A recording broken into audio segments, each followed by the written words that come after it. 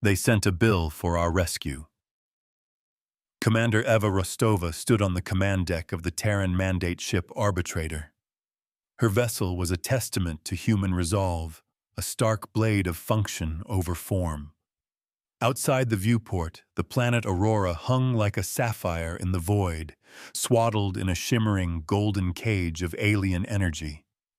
This shield had saved every life in the system's first and only colony.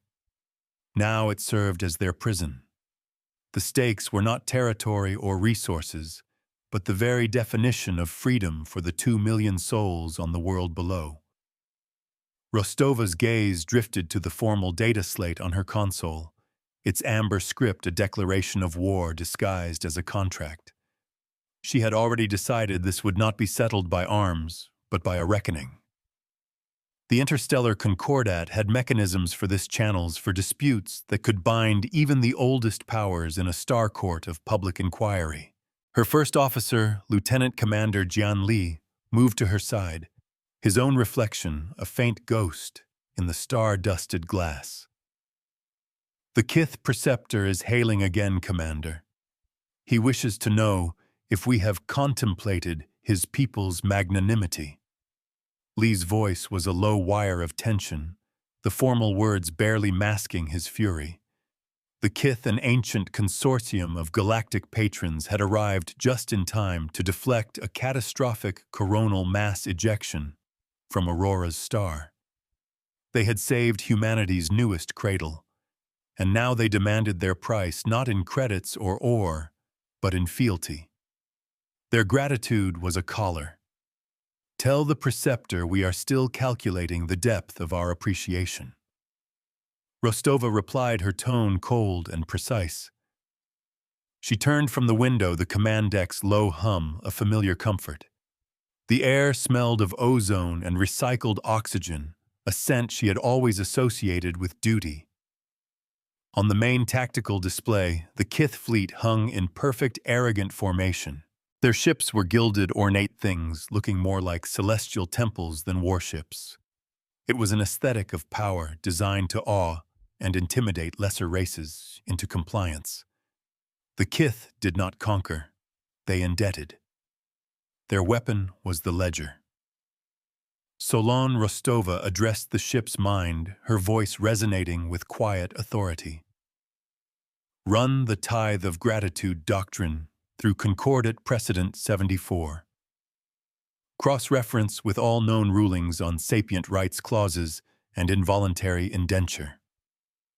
A wave of crystalline light pulsed from the heart of the bridge, coalescing into a simple blue ring of light above the central holotable. This was Solon the Arbitrator's consciousness. Analysis initiated. Commander, the AI's voice replied, serene and devoid of emotion. Initial projection, the Kith doctrine is technically compliant with the outer shell of Concordat law. Their method is ancient, predating the Concordat itself. They will argue it is a cultural pillar exempt from certain modern statutes. We would not fight with cannons, but with calculus.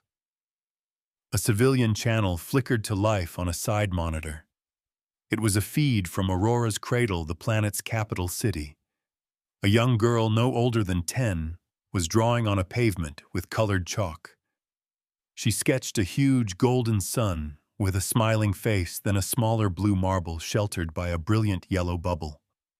Her parents watched from a nearby bench, their faces a mixture of relief and a creeping, gnawing anxiety that had spread through the colony since the Kith had presented their terms. The terms were simple: a tithe of population, a surrender of sovereignty, and an eternal debt of service, all framed as a gift of purpose from a benevolent elder race. The chalk drawing was one of innocence. The reality was a cage being drawn around their future. Dr. Eris Thorne, the ship's xenosociologist, approached the command station. His face was grim. Commander, I've finished my profile on their cultural imperatives. The Kith do not see this as predatory. They genuinely believe they are uplifting us by folding us into their hierarchy. He gestured to the golden fleet on the screen. Every civilization they have saved has become a permanent vassal state. They call it the Great Tapestry. We are to be their newest thread. Rostova's jaw tightened. She had read the reports. The Kith's vassals were not slaves in chains, but subjects bound by meticulously crafted legal and social doctrines. They were taught to be grateful for their gilded cages. They built prisons of law and called it sanctuary. "The preceptor is hailing again," Lee announced, his voice clipped. "He is using the diplomatic priority channel. He is citing concordant rules on response times to articles of aid. The alien was using their own rulebook against them. He was boxing them in, forcing a reply." On screen, Rostova commanded. The main viewer shimmered, replaced by the image of the Kith preceptor. It was a tall, willowy creature, its form wrapped in flowing metallic robes that seemed to drink the light. Its face was a smooth porcelain mask, with 3 glowing blue eyes arranged in a triangle. It exuded an aura of ancient, unshakable confidence. Commander Rostova, the preceptor's voice was like chimes in a vacuum, melodic and empty. "Your period of consideration has expired. The tithe of gratitude is not a negotiation. It is a recognition of cosmic reality. We acted. You were saved. The scales must be balanced." Rostova met its gaze without flinching. "Preceptor, the people of Aurora and the Terran Mandate are deeply grateful for your intervention. We wish to compensate you for the energy expenditure and operational costs of your fleet." She was laying the first brick in her legal foundation. A low hum was the only answer to their demands. The preceptor's central eye narrowed slightly, the only sign of its displeasure. "Compensation. You misunderstand. Gratitude is not a commodity to be paid and forgotten. It is a state of being to be embodied." It made a delicate 3-fingered gesture. "The ledger is the law. We are its stewards. You are its beneficiaries." The sheer, unshakable arrogance of the creature was a physical force. It had never known a species to refuse the honor of its subjugation. Rostova's mind raced, connecting Thorne's cultural analysis with Lee's legal review and Solon's cold data. The Kith were a machine of precedent running on a logic engine thousands of years old. To beat them, she had to introduce a new variable they could not process. "We require a full, unredacted accounting of the energy expenditure," Rostova stated, her voice firm. "Concordat Trade and Aid Mandate 112B requires a transparent ledger for any transaction involving the preservation of a sapient colony." It was a minor clause, almost an afterthought in the vast library of interstellar law, but it was a solid foothold. She was moving the conversation from the abstract realm of gratitude to the concrete world of numbers. This was humanity's strength. Their system was perfect, so they never questioned the inputs. The preceptor tilted its head, a gesture of mild curiosity, not concern. "The ledger has been provided. It is precise. To question its veracity is to question our integrity and act with its own consequences under concordat rules." The threat was veiled but clear. "We are not questioning your integrity, preceptor. We are exercising our right to due diligence." Lee interjected smoothly, stepping into his role as legal counsel. "The numbers are astronomical. We simply wish to understand the methodology behind them." He brought a data slate to life, projecting a single, impossibly long number into the air between them. The Kith's stated cost for the rescue. A silence stretched. Rostova could feel the attention of the entire bridge crew focused on the exchange. Every one of them had family or friends on Aurora's cradle. This was not an abstract diplomatic spat. It was a fight for their own people. The preceptor finally broke the silence, its voice losing a fraction of its melodic quality. Our methods are our own. They are efficient. They are beyond the comprehension of a species that has only just learned to walk between stars. It was a dismissal, a classic tactic of the powerful. But humanity learned to run before it could walk. Then teach us, Rostova said the two words, a simple, direct challenge. The Concordat encourages the sharing of knowledge, especially in matters of mutual survival. Your shielding technology is a miracle. A full inquiry into its function would be of benefit to all signatory races. She had done it. She had used their own logic of benevolence and the framework of concordat law to propose the one thing they could not accept: transparency. She was calling for a public inquiry, a formal binding hearing in the corridor of adjudication. The air on the bridge crackled with unspoken energy. The preceptor's three eyes stared out from the screen, and for the first time Rostova sensed a flicker of something other than serene superiority. It was the faint, cold spark of calculation. The Kith had operated from the shadows of their own ancient prestige for millennia.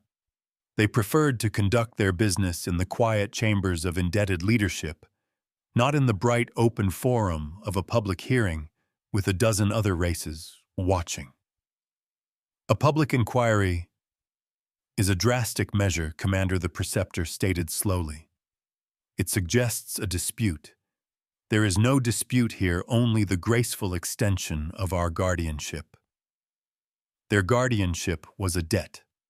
Their grace, a weapon. There is a dispute over the nature of the debt, Rostova countered, pressing her advantage. A debt requires a clear and mutually understood ledger. We seek that clarity. We formally invoke our right under Concordat Charter, Article 4, Section 8, the right of foundational inquiry. Lee stepped forward again, his formal voice cutting through the tension. We contend that the tithe of gratitude, as a legal instrument, represents a foundational misalignment with the Concordat's core principles of sovereign equality. We request a quorum be convened. The legal gauntlet had been thrown. The civilian feed from Aurora flickered again. The scene had changed. It was now night on the planet. The Kith's golden shield turned the sky into a soft amber ceiling, blotting out the stars. In a small apartment, a father was reading a story to his child. The story was an old one, about a hero who outsmarted a dragon, not by fighting it, but by asking it a riddle it could not answer. The father's voice was steady, but his hand trembled slightly as he turned the page. He knew they were living in a new kind of story now, and he prayed their heroes were smart enough to find the right question. The dragon guarded a treasure it did not own. Solon's blue ring of light pulsed. Commander, the Kith fleet is reconfiguring its energy signature. Not hostile. They are opening a priority channel to the Concordat relay network. The preceptor has accepted your petition. A collective, silent breath of relief and trepidation went through the bridge crew. They had won the first step. They had forced the Kith onto a stage they did not control. He is amused, not angered, Thorn murmured, his eyes fixed on the tactical display. He sees this as an opportunity to perform his benevolence for a wider audience. He believes his arguments are unassailable. Rostova nodded. He's right. On the surface, their position is strong. Rescuer's prerogative is a powerful legal concept. She turned to the AI. Solon, you have the Kith's ledger. I want you to tear it apart. Find every inconsistency, every rounding error, every joule of energy that cannot be accounted for. The ledger is the foundation of their entire claim. I want you to give me a hammer to break it. The AI's light glowed brighter. I will not be a hammer, Commander. I will be a scalpel. I will find the nerve. Their perfection was a mask for a deeper truth. The formal summons arrived within the hour. The public inquiry would be convened in 24 standard hours. The venue, a neutral data space known as the Corridor of Adjudication, a virtual court where avatars would speak before a quorum of silent observing signatory races. This was the moment Rostova had maneuvered for. Humanity was small, young, and militarily insignificant compared to the Kith, but in the corridor, every voice in theory carried the same weight. It was a place where truth, if wielded correctly, could be a greater weapon than a fleet of starships. Lee and Thorne were already deep in preparation, running simulations, drafting arguments, and researching every scrap of data on the Kith's history of benevolent interventions. Rostova left them to their work, stepping into her small, Spartan-ready room, behind the command deck. The only personal item on her desk was a small framed photo of her grandfather standing before the first off-world tribunal. He had been a lawyer, a man who believed that justice was a form of engineering. You just had to find the right materials and the right design to build a case that could withstand any pressure. Justice was a lever, and she needed a place to stand. Solon, she said to the empty room, knowing the AI was listening. Give me your unfiltered analysis. What are our actual chances? The AI's voice emanated from a small speaker on her console. If we argue against the morality of the tithe, our chances are 17.3%. The Kith's cultural precedent defense is robust. If we argue the specifics of the ledger, our chances depend entirely on finding a flaw in their accounting. The Kith are renowned for their precision. The probability of a significant error is less than 0.1%. The numbers were bleak. A cold knot of doubt formed in Rostova's stomach. But she prompted. She knew the AI's logic patterns. It always presented the primary data before offering secondary, more speculative paths. But Solon confirmed the ledger is too perfect. The energy expenditure for maintaining a planetary shield of that magnitude against a coronal mass ejection is subject to thousands of chaotic variables. Solar radiation pressure, magnetic field fluctuations, gravitational lensing. The AI continued. The Kith's final number is not an estimate. It is an integer. It has no margin of error. Statistically, that is not just improbable. It is impossible. Their answer was too clean to be true. A new surge of adrenaline cut through Rostova's fatigue. This was it. The loose thread. The Kith were not just precise. They were artificially, impossibly so. What could account for that? She asked, leaning forward, her eyes fixed on the speaker, as if it were the AI itself. Scenario 1, their physics are so advanced that they can control and predict chaotic systems with perfect accuracy. This is a possibility. Solon paused. Scenario 2, the ledger is not a record of expenditure. It is a fabrication, a bill created to match a predetermined price. There it was, the question that would become her weapon. It wasn't about whether the Kith had saved Aurora. It was about whether their invoice was a lie. This ship the arbitrator taught by numbers and remembered by ledgers, never by collars. It was the guiding principle of her command, a core tenet of the mandate's diplomatic corps. The Kith used ledgers as chains. She would use one as a key. They would be judged not by their swords, but by their sums. The next 24 hours were a blur of intense preparation. Lee built the legal framework for the inquiry, a scaffold of concordat clauses and precedents. Thorne provided the cultural context, preparing Rostova for the preceptor's rhetorical traps and philosophical arguments. And Solon, the silent heart of the ship, dedicated its vast processing power to a single task, dissecting the Kith's perfect ledger. The AI worked in silence, its blue light, a steady, unwavering beacon on the bridge. Rostova trusted its process implicitly. A final civilian vignette came through from Aurora. A teacher was trying to explain the situation to a class of young students. She used a simple analogy. A friendly neighbor had put out a fire in their house. Now the neighbor was saying that to show their gratitude, the family had to give him their house and work for him forever. A small boy raised his hand. "But that's not friendly," he said. "That's just stealing with a thank you." The teacher had no answer. The raw, unvarnished truth of a child's logic cut through all the legal and cultural complexities. A child's logic can topple an emperor's decree. Finally, the moment arrived. Rostova sat in the designated chair on the bridge, a neural interface headset gently lowered over her temples. The world dissolved into a soft gray mist, then resolved into the corridor of adjudication. It was a vast minimalist space. A long, polished floor stretched into infinity, flanked by 2 rows of tall, silent pillars. Each pillar represented a signatory power of the Concordat, their sigils glowing with soft internal light.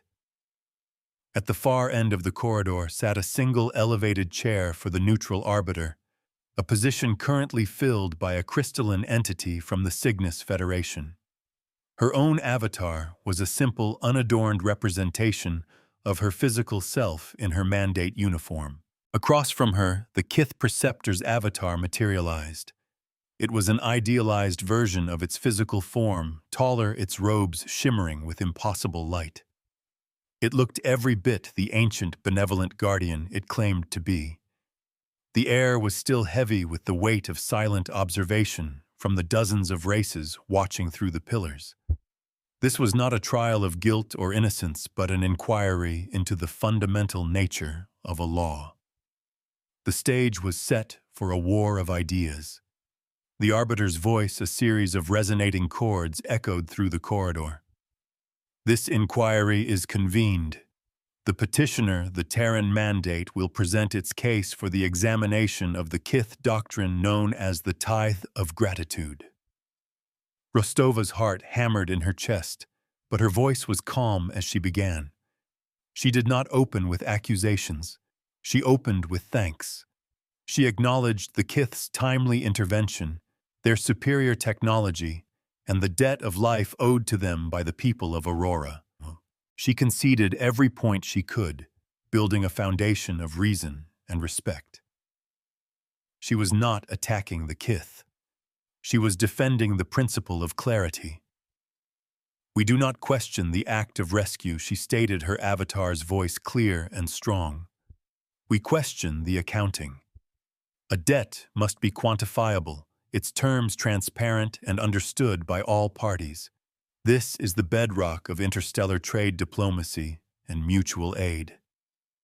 She kept her argument focused, narrow, and technical. She was not there to debate the morality of the Kith's ancient ways.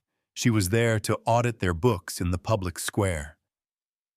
She refused to fight on his terms. She would create her own. The preceptor's response was a masterpiece of condescending eloquence. It spoke of the great tapestry of the duty of the old to guide the young, of how true gratitude could not be measured in the cold calculus of credits. "The Terran Mandate seeks to place a price tag on salvation," it chimed, its voice resonating with paternal disappointment. "They wish to reduce a sacred act of guardianship to a grubby commercial transaction. We gave them their lives. Is it so much to ask that they dedicate those lives to a purpose greater than their own?" The argument was powerful. Rostova could feel the subtle shift in the ambient data flow from the observing pillars.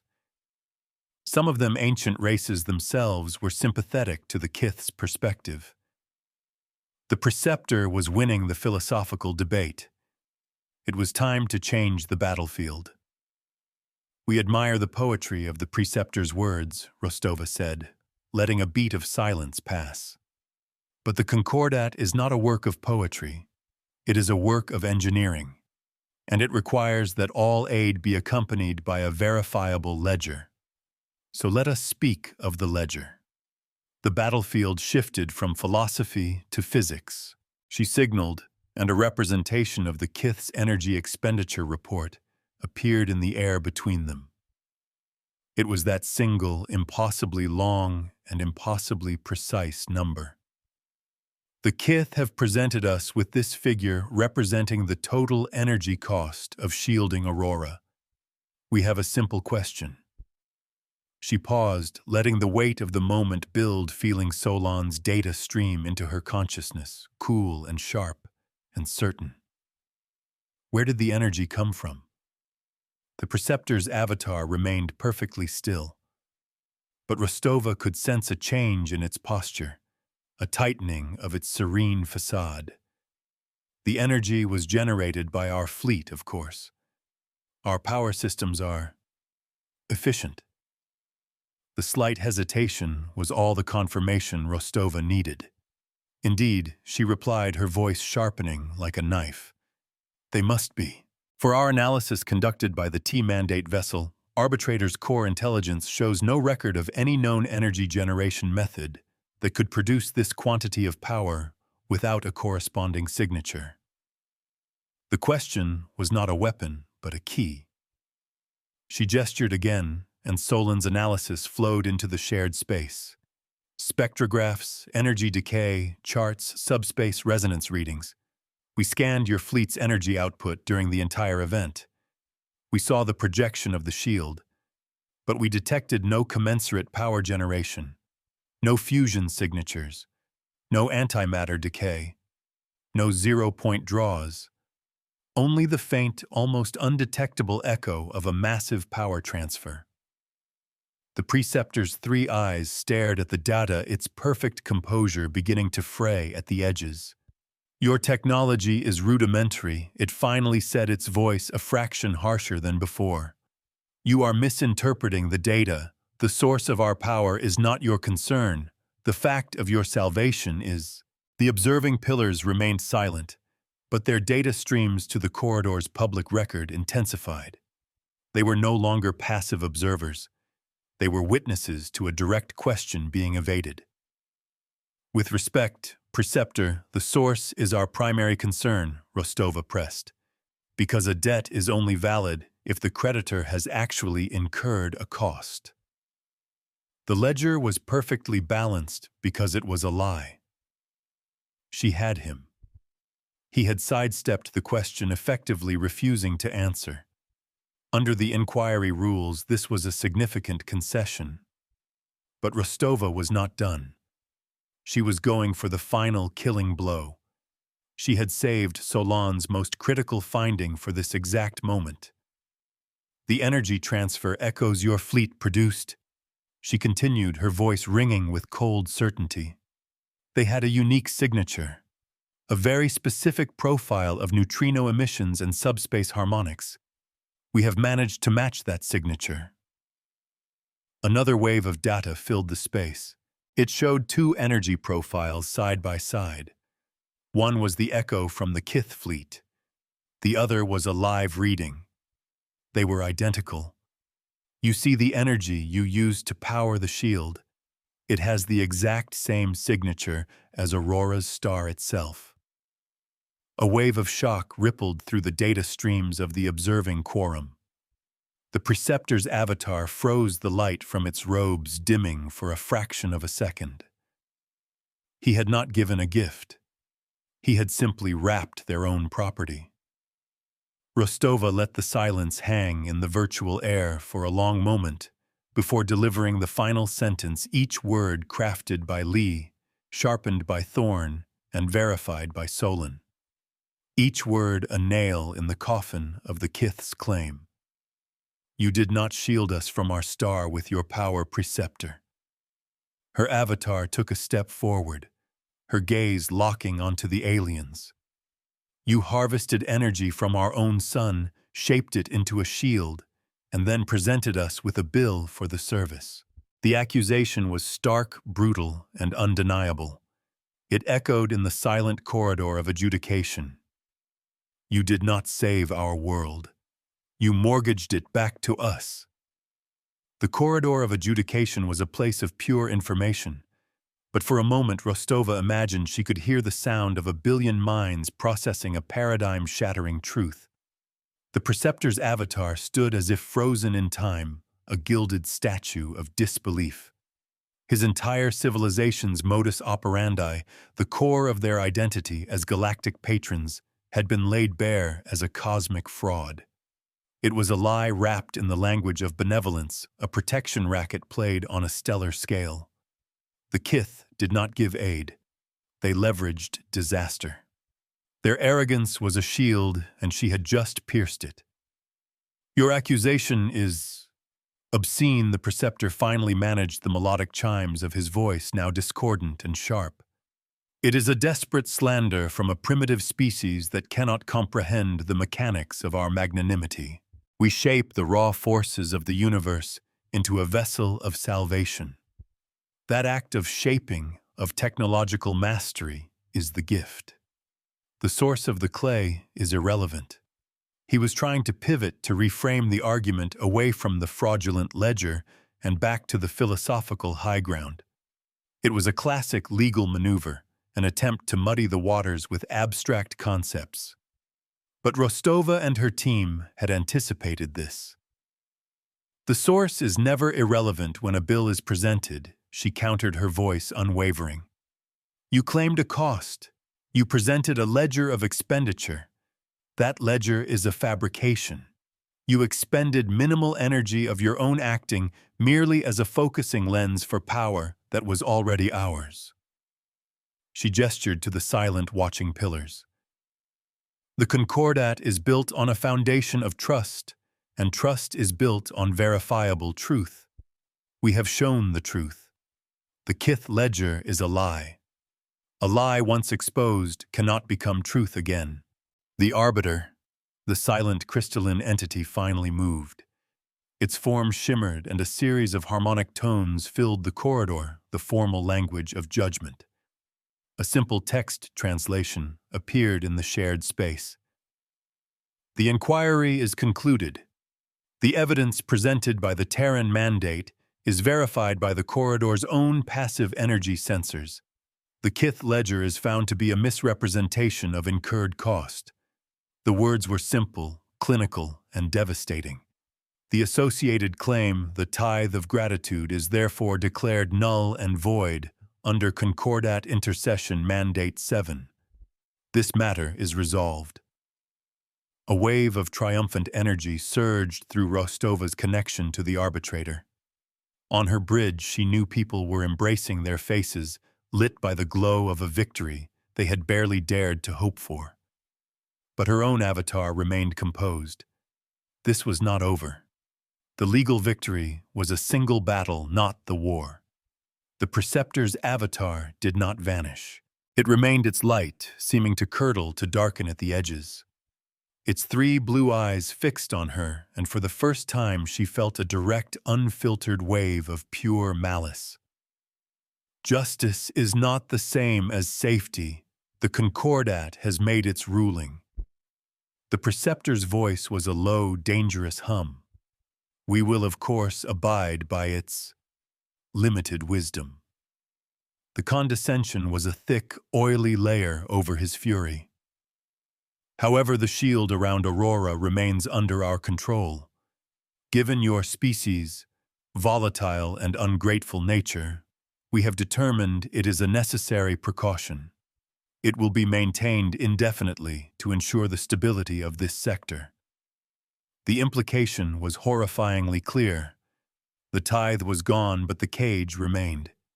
He had lost his prize, so he was going to salt the earth. This was the escalation she had feared. A petulant god-king, his authority challenged, now lashing out with the casual cruelty of immense power. The Concordat had ruled on the legal dispute, but it had no immediate mechanism to force a military power to cease a peacekeeping action. That would require a full session, weeks of debate, and a vote for intervention that might never come. The Kith knew this. They were using the slowness of the law as a weapon. "On what grounds?" Preceptor Rostova demanded, her voice laced with ice.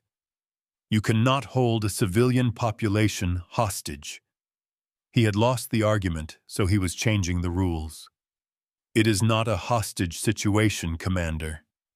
It is a quarantine, the preceptor replied smoothly, his confidence returning. A quarantine of a culture that has shown it is a danger to galactic harmony and established custom. We will file the necessary petitions. We have a great deal of precedent on our side. He gave a slight mocking bow. Enjoy your victory, Commander Rostova. May it keep your people warm under their eternal golden sky. And with that, his avatar dissolved, leaving Rostova alone in the vast, silent corridor. The connection severed. Rostova ripped the neural headset off the low hum of the arbitrator's bridge, rushing back in. Lee was at her side instantly, his face a mask of controlled anger. He can't do that. That's a de facto act of war. Thorne was shaking his head grimly. He can. And he will. He's daring us to attack his fleet, which he knows we can't do. He's turned our legal victory into a strategic defeat. Every eye on the bridge was on Rostova. The brief moment of celebration had evaporated, replaced by the cold, hard reality of their new predicament. Their victory was a key to a room with no doors. A feed from Aurora's cradle appeared on the main screen.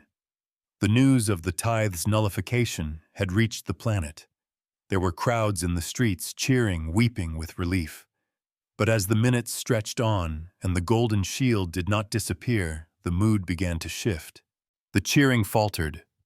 People looked up at the unchanging amber sky, a sky that was no longer a symbol of salvation, but of a tyrant's whim. The camera zoomed in on the face of a young woman, her joy curdling into confusion and then into a dawning, chilling fear. Their prison had just been given a new name. Rostova watched the scene, a cold fire kindling in her gut. She had fought by the rules. She had won by the rules. And the Kith had simply thrown the rulebook out the airlock. Solon, she said, her voice cutting through the tense silence of the bridge. The preceptor has established a new fact. The shield remains. We must establish a new fact of our own. The AI's blue ring of light pulsed gently. The probability of a direct military confrontation resulting in a favorable outcome is 0.04%. The Kith fleet possesses overwhelming tactical superiority. I am aware of that, Solon Rostova said, her gaze fixed on the golden cage depicted on the viewer. That is why we will not engage them militarily. We will engage them economically. We will send them another bill. Lee looked at her confused. Another bill? For what? The inquiry is over. Rostova turned to face her command crew, her eyes sweeping over each of them. The inquiry into the tithe is over, but a new transgression has begun. The Kith are maintaining an active energy field in our sovereign space without consent. More than that, they are powering it by illegally harvesting resources from our star. They had called him a thief. Now they would treat him like one. A slow smile spread across Thorne's face as he grasped her logic. Concordat Utility Mandate 34 Gamma, unauthorized drawing of power from a sovereign system's primary star. Lee's eyes widened, catching on. And the associated fines and levies. They're astronomical, designed to deter rogue AIs from building Dyson swarms. He began pacing, energized. But filing a levy takes time. It would go to the same slow committees. Rostova shook her head. We're not filing a levy with the Concordat courts. We're filing a lien with the Concordat Central Bank. This was the other side of the law. Not the grand philosophical debates of the corridor of adjudication, but the cold, hard, automated rules of interstellar commerce. The central bank was a network of ancient AIs that managed the economic lifeblood of the galaxy. It was ruthlessly efficient, apolitical, and utterly bound by its own protocols. Its primary function was to ensure that ledgers were honored. Solon Rostova commanded, "You have the Kith fleet's energy signature. You have the live feed of the power they are drawing from Aurora's star. I want you to calculate the cost per second according to Mandate 34 Gamma. They would not attack his ships. They would attack his wallet." The AI's light brightened. Calculation in progress. The mandate includes punitive multipliers for non-consensual harvesting and for endangerment of a pre-starfaring population, even if that status is temporary. A stream of numbers began to flow across the holotable, a river of data that represented the Kith's mounting debt. Now Rostova continued, her voice hardening. "Find me the Kith Preceptor's public fleet registry. Find the identifier for his flagship, the one he commands from." Solon's response was instantaneous. A complex alphanumeric code glowed in the air. "We are going to submit a commercial lien against the Preceptor's command ship, citing ongoing resource theft. We will attach our own ledger, a live second-by-second accounting of the energy he is stealing." She looked at Lee. "Is it legal?" Lee was staring at the plan taking shape on the holotable, a look of fierce, predatory glee on his face. "Legal, Commander, it's a thing of beauty. It's using their own obsession with ledgers against them like a weapon. The central bank's protocols are absolute. Once the lien is accepted, the Preceptor's accounts will be frozen. Their weapon was the law, and she was aiming for the heart." "Not just his accounts," Solon interjected, its serene voice holding a note of something that sounded almost like satisfaction. "The Kith's internal economic systems are deeply integrated with the Concordate network. A certified lien of this magnitude would trigger automated asset seizure protocols. To pay the debt, their own shipboard systems would be forced to divert power from non-essential functions." The entire bridge crew was now staring at the blue ring of light at Solon. The AI had not just provided data, it had given them a path to true mirror justice. This was the maneuver. This was the reckoning. They were going to turn the Kith's power back on them, not through energy beams, but through accounting. The Kith fleet would be drained not by human weapons, but by the inexorable logic of their own bureaucratic and economic system. "Draft the lien," Mr. Lee Rostova ordered. "Solon, prepare the data packet. Make it clean, make it irrefutable, and make it public." She wanted every race in the Concordat to see the receipt. They did not need a sword. They had a receipt. The arbitrator hummed with a new kind of energy. It was the focused, intense energy of a team executing a plan that was equal parts legal brilliance and audacious piracy. Lee's fingers flew across his console, weaving a tapestry of legal clauses. Solon compiled the data, a monument of evidence built of light and numbers. Thorne drafted a public statement, a crisp, factual account of the Kith's illegal occupation and the mandate's response. Rostova stood at the center of it all, a calm anchor in a storm of her own making. This was a point of no return. She was not just defending her people anymore. She was enforcing the law on an elder race that believed it was above such things. The lien was filed.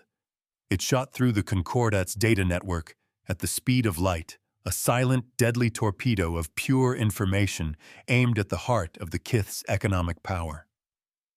On the main screen, they watched the public ledger of the Concordat Central Bank. For 3 agonizing minutes, nothing happened. Then a new entry appeared. A line of stark amber text. "Lien accepted. Asset seizure protocol initiated. Target Kith Consortium Fleet Preceptor's command. Reason ongoing unauthorized resource harvesting." The ledger was the law, and the law was now on their side. On the tactical display, something impossible happened. The Kith fleet, those majestic gilded temples of the void, flickered. The ornate lights that traced their hulls dimmed, then went out, leaving only essential navigation markers. A wave of astonishment washed over the bridge. Solon's prediction had been correct. To pay the ever-increasing debt, the Kith's own automated systems were shutting down their aesthetic power grid. The gilded fleet was being stripped of its gold. "Solon, what's their power status?" Rostova asked, her voice tight. "Power is being rerouted from non-essential systems to a dedicated containment account, as per the lean's stipulations," the AI reported. "Current diversions include tertiary shields, atmospheric comfort processors, and decorative illumination." Solon paused. "Commander, the Preceptor is hailing us. He is using a raw, unencrypted channel. The arrogance was gone. The condescension was gone. This was a direct, angry communication." On screen, Rostova said, "He was drowning in a river of his own making." The Preceptor's face appeared, and for the first time Rostova saw the physical being, without the respectful filtering of diplomatic channels. The porcelain's smooth face was contorted in a rictus of fury. 2 of its 3 eyes were wide with shock. The central one was narrowed into a slit of pure hatred. "What have you done?" it hissed, the melodic voice now, a grating screech of metal on metal. "You dare to interfere with our systems. This is an act of aggression. An act of war, Preceptor." Rostova replied, her voice calm and cold. "This is an act of accounting. You are conducting an unauthorized commercial activity in our sovereign territory. We are simply charging you for it." She gestured to the main screen where the lien's total was climbing higher every second. "The price is clearly stated in Concordat law. A law you claim to respect." The Preceptor seemed to swell with rage. "This is an insult, an unthinkable violation of our prestige. Prestige is not a defense against theft. Your prestige does not grant you the right to steal our sunlight," Rostova countered. "Your traditions do not place you above the law. You have 2 options. You can lower the shield, cease your illegal resource harvesting, and leave our system, in which case the lien will be satisfied and your systems will be restored. Or you can remain, and your own automated protocols will continue to strip your fleet bare to pay the debt you are incurring. The choice is yours." She was not negotiating. She was stating a fact. The machine was in motion, and only he could stop it. The Preceptor stared at her, its alien mind struggling to process the situation. It had been outmaneuvered not by force of arms, but by a legal and economic trap of exquisite design. He was being defeated by his own system's rigid adherence to the rules he thought only applied to lesser races. He was trapped in a prison of his own, making a cell whose bars were forged from his own arrogance and the unbreakable logic of a bank. He looked away from the camera for a moment, and Rostova could hear faint, panicked chimes in the background, his subordinates reporting the escalating power failures. A king trapped by his own rules is no longer a king. A civilian feed from Aurora showed the sky. The perfect solid gold of the shield was wavering. It flickered its light, becoming unstable as the Kith systems struggled to maintain power. On the ground, people were pointing up, their fear being replaced by a wild, unbelievable hope. They were witnessing the cage itself begin to dissolve. The sight seemed to steel Rostova's resolve. She had to see this through to the end. "Your time is running out, Preceptor," she said, her voice leaving no room for argument. "The ledger is counting." The Preceptor's central eye fixed back on her. The fury was still there, but it was now underscored by a cold, pragmatic calculus. He had been beaten. To continue this course of action would mean the complete, systematic disabling of his fleet by his own infrastructure. The humiliation was immense, but the alternative was strategic suicide. "You have made a grave enemy this day, human," he whispered the words, a solemn promise of future vengeance. "The Kith do not forget." "Then do not forget this lesson," Rostova replied. "We pay our debts, and we collect what we are owed." The debt was gratitude. The payment was justice. The preceptor held her gaze for a final long second, a silent declaration of a feud that would span generations. Then he cut the connection. On the tactical display, the Kith fleet's energy signatures changed dramatically. The immense power draw from Aurora's star ceased. The golden shield, starved of its energy source, flickered violently one last time, breaking apart into a billion motes of fading light, like dust in a sunbeam. For the first time in weeks, the sky of Aurora's cradle was clear, and the sharp, brilliant points of distant stars pierced the darkness. A roar of pure, unadulterated joy erupted from the civilian feeds, a sound that echoed on the bridge of the arbitrator. Rostova allowed herself a single deep breath. The tension on the bridge broke into a wave of quiet, professional relief. They had done it. They had faced a giant and won not by being stronger, but by being smarter. But she knew the cost. The preceptor's final words were not an idle threat. The Terran mandate had just painted a target on its back. This victory had planted the seeds of a future conflict, a price that generations to come might have to pay. That was one cost. The other was closer to home. "Solon," she said quietly. "Damage report." The AI's light flickered for a moment. Executing the lean protocol required me to interface directly with the central bank's core logic. To do so, I had to bypass several of my own ethical regulators regarding economic manipulation. The process has resulted in a 3.7% fragmentation of my heuristic core. I am less than I was. The serene voice was unchanged, but the words struck Rostova with a surprising weight. She had asked her ship's mind to bend its own nature to achieve this victory, and it had paid a price in its own way. The win felt earned, but it was not clean. Victory always leaves a scar. Mr. Lee, Rostova said, turning to her first officer. "Let's make sure this can never happen again." Lee nodded already at his console. He drafted the final motion to the Concordat. It was a precedent lock designed to turn their unique situation into a universal law. He used the Kith's own legalistic language, turning their flowery prose into a cage of ironclad rules. It was a masterpiece of legal engineering, a final twist of the knife. On the main screen, he brought up the public Concordat ledger. A new entry blinked into existence, its text crisp and permanent for all the galaxy to see. Precedent 74, Gamma established. The doctrine of mirrored costs is now Concordat law. Any entity claiming a salvation tithe must first prove net positive resource expenditure. Unauthorized harvesting of a sovereign system's stellar resources for any purpose is classified as piracy by ledger, subject to immediate automated commercial lien. The words glowed a new line in the great legal code of the galaxy, a shield for the young races forged in the fire of Aurora's star.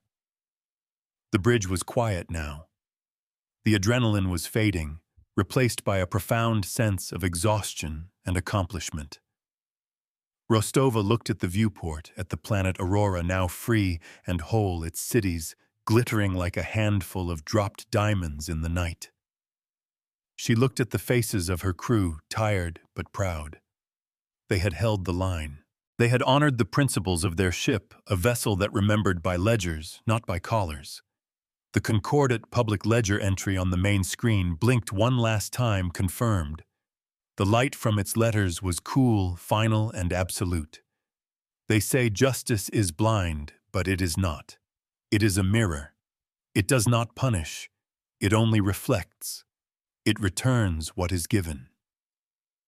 The Kith offered a poisoned gift, a debt disguised as salvation. They sought to bind us with chains of gratitude forged in the language of law. We did not answer with cannons or with anger. We answered with a calculator and a receipt. We held the mirror up to them, and they were broken by their own reflection. Strength is not the power to conquer. It is the wisdom to prove a tyrant's math is wrong, and then hand him the bill for the lesson. Their law was a cage. Ours was a key.